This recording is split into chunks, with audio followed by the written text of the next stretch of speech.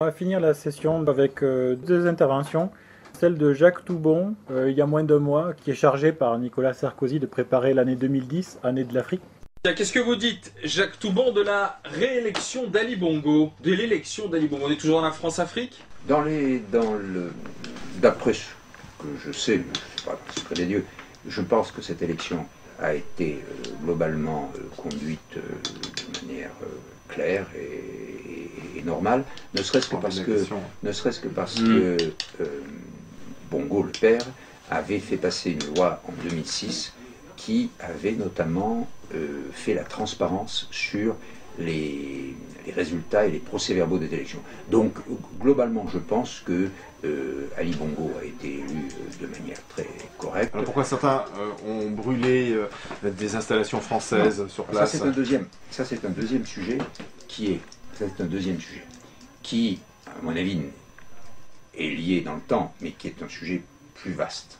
C'est la question de que pense aujourd'hui en Afrique, et notamment dans l'ancienne Afrique française, les jeunes générations de la France.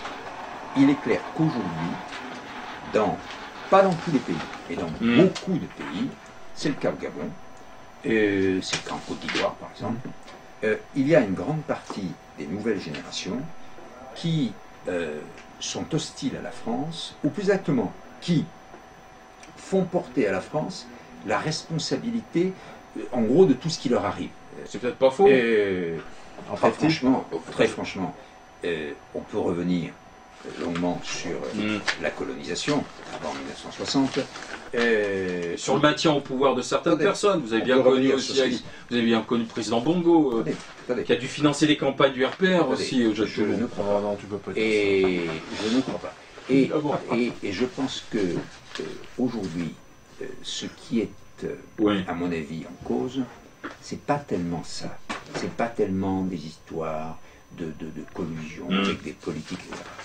C'est le fait que la position de la France vis-à-vis des pays africains auxquels elle a accordé l'indépendance en 1960 n'est pas claire et n'est pas lisible. La plupart de ces gosses sont par définition, ils sont nés il y a 15 ans, ils sont nés il y a 25 ans. Donc, je dirais qu'ils ne s'inscrivent pas dans l'histoire. Sauf que nous, on a continué à avoir des relations ambiguës. Ce qui est en fait...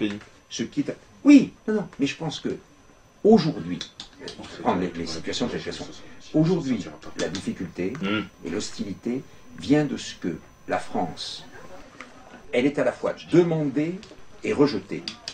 Demandée, et à ce moment-là, on lui reproche de se désengager et de s'intéresser à d'autres pays, je sais pas, l'Afghanistan, le Brésil, ou je sais pas quoi.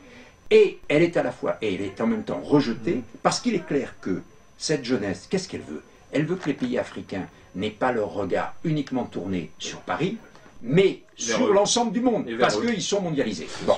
Et je crois que l'attitude de la France, c'est ce que on va essayer de faire justement pour le cinquantenaire des indépendances en 2010, l'attitude de la France, ça doit être d'avoir cette politique lisible qui dit: nous avons un lien spécifique, ne serait-ce qu'une histoire partagée, une culture commune.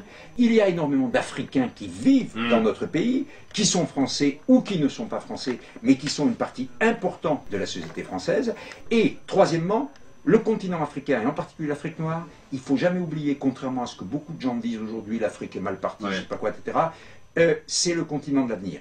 C'est le seul endroit du monde où il y a les terres qui pourront nourrir 9 milliards d'hommes en 2050. C'est un endroit où il y a énormément de matières premières, et c'est un endroit où il y aura probablement en 2050 2 milliards d'hommes. Aujourd'hui, les hommes sont considérés comme une calamité, demain, ils seront considérés comme une richesse. Donc je dis que la France doit investir et qu'on doit clarifier notre discours.